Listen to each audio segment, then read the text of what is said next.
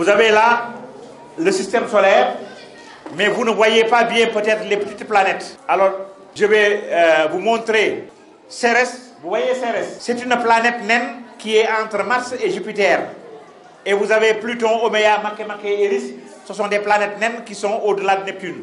Je ramène ça à cette diapo qui est un peu plus claire. Alors, Mercure, maintenant je suis en train de vous présenter les planètes une à une pour que vous compreniez un peu les caractéristiques de la planète et pour que vous sachiez s'il y a la vie là-bas ou s'il n'y a pas la vie. Vous comprenez donc pourquoi Vénus étant plus loin est quand même plus chaud. Est-ce que vous l'avez compris? C'est à cause de l'effet de serre. Et si j'ouvre la parenthèse, puisque vous êtes des élèves, ça peut vous intéresser, parce que dans les programmes scolaires, vous allez l'étudier ou vous l'avez déjà étudié.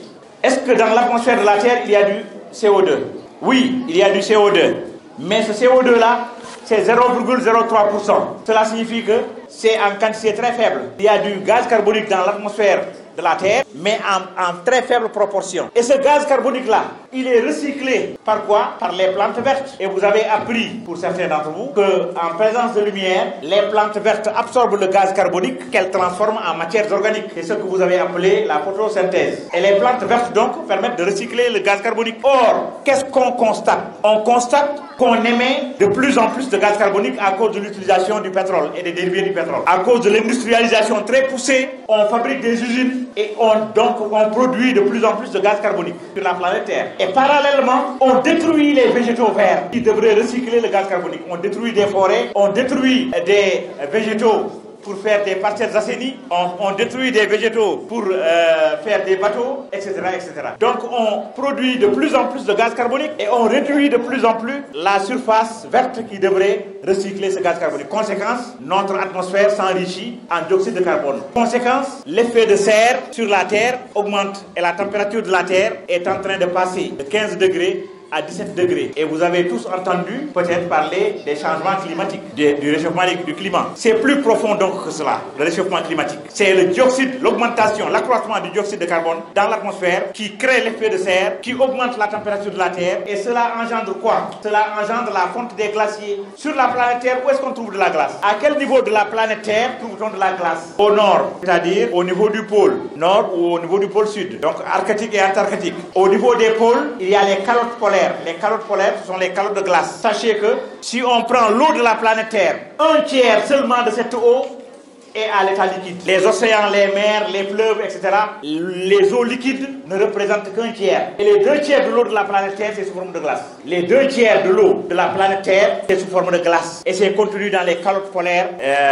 Et qu'est-ce qu'on constate? Avec l'augmentation de la température, ce sont des blocs de glace qui se détachent des calottes polaires qui arrivent dans l'océan. Si vous mettez un gros glaçon dans un verre d'eau, qu'est-ce qui se passe? Ça fond, oui, le niveau de l'eau monte. Vous mettez un gros glaçon dans un verre d'eau, le niveau de l'eau dans le verre va monter. Ça peut même se réverser.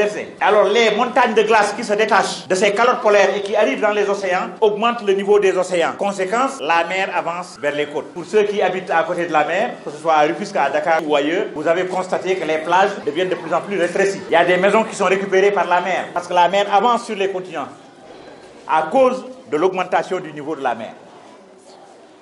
Et qui est à l'origine de cela? C'est l'homme qui a produit de plus en plus de CO2, c'est l'homme qui donc accentue cet effet de serre, c'est l'homme qui provoque la fonte des glaciers et c'est l'homme qui est à l'origine de ces changements climatiques. Et cela va se traduire par des tempêtes, par des inondations, etc. etc. Ça, c'est une parenthèse pour vous dire que nous avons intérêt à faire attention à la production de CO2 sur la planète Terre. Est-ce qu'il y a des alternatives? Oui. L'énergie solaire, l'énergie éolienne, l'énergie marémotrice, ce sont des énergies renouvelables qui peuvent être des alternatives. Et le soleil, il coûte combien au Sénégal? Le soleil coûte combien au Sénégal? 0 francs. Le vent, il coûte combien au Sénégal? 0 francs aussi. Donc ce sont des ressources qui peuvent être exploitées et qui peuvent générer beaucoup d'énergie. Je passe rapidement sur ça. Le système solaire, parce que c'est ça l'essentiel pour ce niveau-là. Le système solaire, je reviens sur le système solaire. Je vous ai parlé des températures. Quelqu'un m'avait dit, j'ai l'habitude de dire les lunes. Est-ce qu'il y a les lunes ou la lune? Il y a les lunes ou il y a la lune? la Lune pour la planète Terre. Pour les autres planètes, est-ce qu'il y a une Lune ou est-ce qu'il y a des lunes? Il y a des lunes. Alors regardez, Mercure, la planète la plus proche du Soleil, n'a pas de Lune, n'a pas de satellite naturel. Une Lune est un satellite naturel. Mercure n'en a pas. Vénus a une, Vénus aussi n'a pas de Lune. La Terre a une Lune. C'est celle qui est là et la Lune que vous connaissez. Mars, la planète Mars a deux lunes. C'est Phobos et Deimos. La planète Mars a deux lunes. C'est Phobos et Deimos. La planète Jupiter a 79 lunes. La planète Jupiter, elle a 79 lunes. Et parmi les 79 lunes de Jupiter, il y a les 4 lunes les plus grosses qui avaient déjà été découvertes par Galilée en son temps. Et ce soir, pour ceux qui resteront ici pendant l'observation, avec ces télescopes-là que vous voyez devant, lorsqu'on va observer la planète Jupiter, on va voir les 4 lunes les plus grosses de Jupiter. Io, Europe, Ganymède et Callisto. Io, est-ce que Saturne aussi a des lunes? Saturne a 82 lunes. Saturne a 82 lunes qui tournent autour. Et parmi les lunes de Saturne, vous avez quelquefois entendu parler de Titan. Titan, c'est la plus grosse lune de Saturne. Et c'est une lune intéressante parce que les conditions actuelles de Titan ressemblent aux conditions de la Terre quand la Terre se formait. Donc dans les débuts de la planète Terre, les conditions qui régnaient sont les mêmes conditions qu'on retrouve sur Titan. C'est pour cela qu'on se dit, est-ce que Titan n'est pas en train de connaître l'évolution similaire à celle de la Terre? Uranus a 26 lunes, Neptune a 18 lunes, même Pluton qui est une planète naine, même Pluton a 5 lunes. Et parmi les lunes de Pluton, il y en a une qui est très célèbre, c'est Charon, dont vous avez entendu parler. Alors ce tableau-là peut intéresser surtout les enseignants parce qu'il donne les diamètres des planètes, les distances entre chaque planète et le Soleil, la durée des révolutions, la durée des rotations, l'albédo, les inclinaisons, les vitesses de libération, etc. Je vais simplement attirer votre attention sur un seul élément. Et je vais passer sur le tableau. Ceux qui en auront besoin l'auront parmi les enseignants. Regardez les planètes. Mercure, Vénus, Terre, Mars, Jupiter, Saturne, Uranus, Neptune, Pluton. On constate qu'il y a une seule planète qui a des caractéristiques différentes de celles des autres. Sur Vénus, sur la planète Vénus, un jour de Vénus est plus long qu'une année de Vénus. Sur la planète Vénus, un jour de Vénus est plus long qu'une année de Vénus. Vous avez bien entendu. Un jour de Vénus est plus long qu'une année de Vénus. C'est ça que j'ai dit. Je vous l'explique. Suivez bien. Ce qu'on appelle un jour pour n'importe quelle planète, un jour c'est quoi? C'est le temps que la planète met pour faire un tour autour d'elle-même. C'est ça qu'on appelle un jour. Et qu'est-ce qu'on appelle une année? C'est le temps que la planète met pour tourner autour du Soleil. Vous comprenez? Le temps que la planète met pour tourner autour d'elle-même, c'est ça un jour. Le temps que la planète met pour faire un tour du Soleil, c'est ça qu'on appelle une année. Pour la Terre, pour la planète Terre, la rotation, c'est en 24 heures et la révolution, c'est-à-dire le temps que la planète Terre met pour tourner autour du Soleil, c'est 365 jours et un quart. C'est bon? Pour Vénus, quand Vénus, et suivez bien, quand Vénus commence à tourner autour d'elle-même, cette planète va faire le tour du Soleil, un tour complet du Soleil, sans avoir fini de faire un tour complet autour d'elle-même. Est-ce que vous avez compris ça? Vénus tourne autour d'elle-même en même temps que Vénus tourne autour du Soleil. Mais Vénus va faire un tour complet autour du Soleil sans avoir fini de faire un tour complet autour d'elle-même. Vous comprenez? Vénus tourne très lentement, très lentement. Et comme Vénus tourne très lentement, un jour de Vénus est très lent alors que l'année de Vénus est plus courte. Vénus tourne autour du Soleil en 225 jours terrestres. Vénus fait un tour du Soleil en 225 jours terrestres. Alors que Vénus tourne autour de lui-même en 243 jours terrestres. Donc quand Vénus va tourner autour du Soleil et va faire un tour complet, Vénus n'aura pas encore fini de tourner autour de lui-même, donc de faire un jour. Le jour donc de Vénus est plus long que l'année de Vénus parce que le jour c'est la rotation, l'année c'est la révolution. Et quand la révolution est plus courte que la rotation, l'année donc devient plus courte que le jour. Et c'est la seule planète qui fait ça, c'est la seule planète Vénus qui fait ça. Tout le reste, le jour est plus court que l'année, pour toutes les autres planètes. Est-ce que vous avez compris cela? La rotation et la révolution, vous comprenez? Alors, je vais aller un peu plus vite. Ça, c'est notre planète avec sa lune. Regardez bien cette photo-là.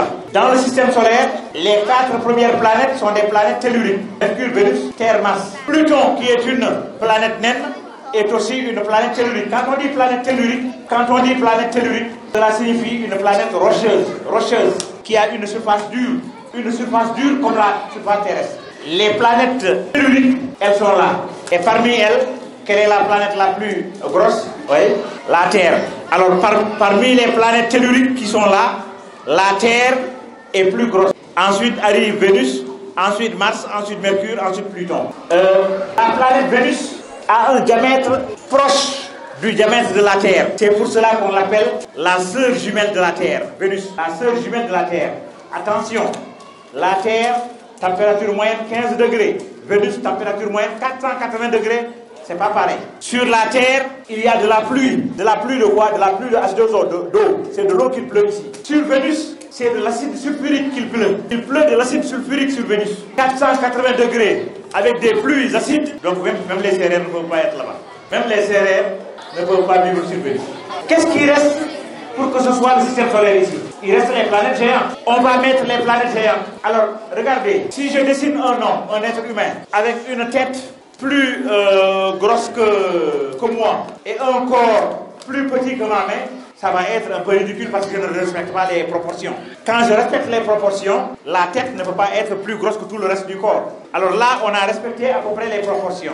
Et si on respecte les proportions, lorsque la planète Jupiter a cette taille, si Jupiter a cette taille, voilà la taille qu'aurait la Terre. Vous voyez, j'ai mis les planètes gazeuses. Jupiter, Saturne, Uranus, Neptune, ce sont les géantes gazeuses. Si les géantes gazeuses avaient cette taille-là, la planète Terre aurait cette taille. Qu'est-ce qui reste pour que ce soit le système solaire? Il reste le Soleil. On va mettre le Soleil. Si le Soleil a cette taille, voilà la taille qu'aurait Jupiter. Et voilà la taille de la Terre. C'est ce petit point noir-là. Le petit point noir que vous voyez là, ce serait la planète Terre. En définitive, sachez que si on regroupe toutes les planètes, Mercure, Vénus, Terre, Mars, Jupiter, Saturne, Uranus, Neptune, plus la ceinture des astéroïdes, si on regroupe tout cela, ça va faire 1% et le Soleil à lui seul occupe 99% du système solaire. Le Soleil à lui seul fait 99% et toutes les planètes réunies font 1%. J'ai même été clément, ça fait moins de 1% et le Soleil fait plus de 99%. J'ai été clément en arrondissant. Cela signifie quoi? Cela signifie que dans le système solaire, le Soleil est l'élément essentiel. Et ce Soleil-là que vous voyez, il est à 150 millions de kilomètres de nous. Et si, placé à 150 millions de kilomètres de nous, il nous chauffe comme ça, cela signifie qu'il est gros et il est chaud. Le Soleil donc, si placé à 150 millions de kilomètres de la Terre, il chauffe la Terre comme on le reçoit comme ça, c'est qu'il est chaud et il est gros. Je vous ai dit, pour remplir le Soleil, il faudrait mettre dans le Soleil 1 million de planètes Terre. Pour remplir le Soleil. Et la température du Soleil, c'est 6000 degrés en surface jusqu'à 15 millions de degrés au cœur du Soleil. La température extérieure du Soleil, ça fait 6000 degrés. La température au cœur du Soleil fait 15 millions de degrés. Donc c'est une boule de feu, un four thermonucléaire. Si j'arrête là la conférence, certains parmi vous peuvent aller ailleurs et dire que le Soleil est une grosse étoile. Mais pour qu'il ne tombe pas dans cette erreur-là, je vais vous montrer quelques étoiles qu'on voit le soir et je vais les mettre à côté du Soleil pour que vous compariez leur taille. Commençons par Arcturus. Si Arcturus a cette taille, regardez la taille qu'aurait le Soleil. Et voilà le Jupiter. Jupiter, ce serait le petit point blanc là. Et si Jupiter est représenté par ce petit point blanc, comment peut-on représenter la Terre? On ne peut pas la représenter tellement qu'elle va être petite. Alors Arcturus est une étoile de la constellation du Bouvier. Pollux, vous avez entendu parler de la constellation des Gémeaux. Les Gémeaux. Pollux et Castor sont les deux étoiles de la constellation des Gémeaux. Les deux têtes des Gémeaux. Sirius est l'étoile la plus brillante du ciel. L'étoile la plus brillante du ciel s'appelle Sirius.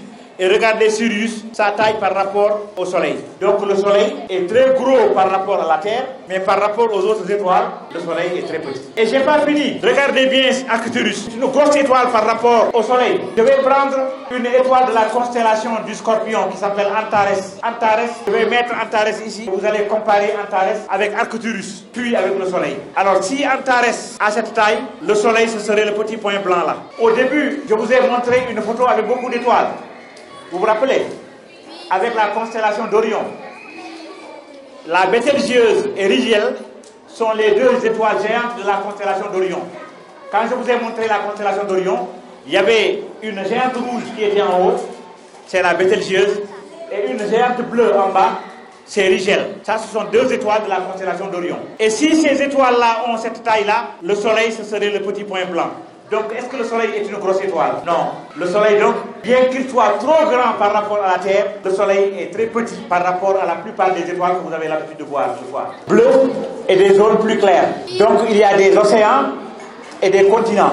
Ceux qui avaient observé la Lune au début et qui avaient étudié la Lune, ils pensaient qu'il y avait des océans et des continents. Et ils ont nommé ces taches sombres-là les mers lunaires.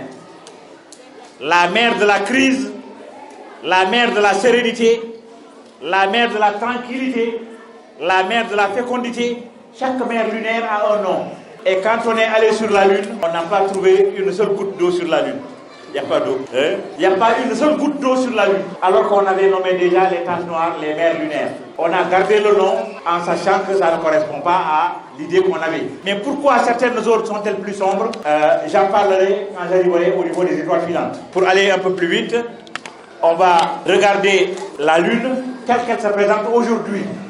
Aujourd'hui, vous n'allez pas voir un rond complet parce qu'on n'est pas en pleine lune. Et heureusement, parce que si vous voulez observer le ciel, ne choisissez pas le moment où il y a la pleine lune. S'il y a pleine lune, il va y avoir trop de lumière. Et donc les étoiles faiblement lumineuses, vous n'allez pas les observer.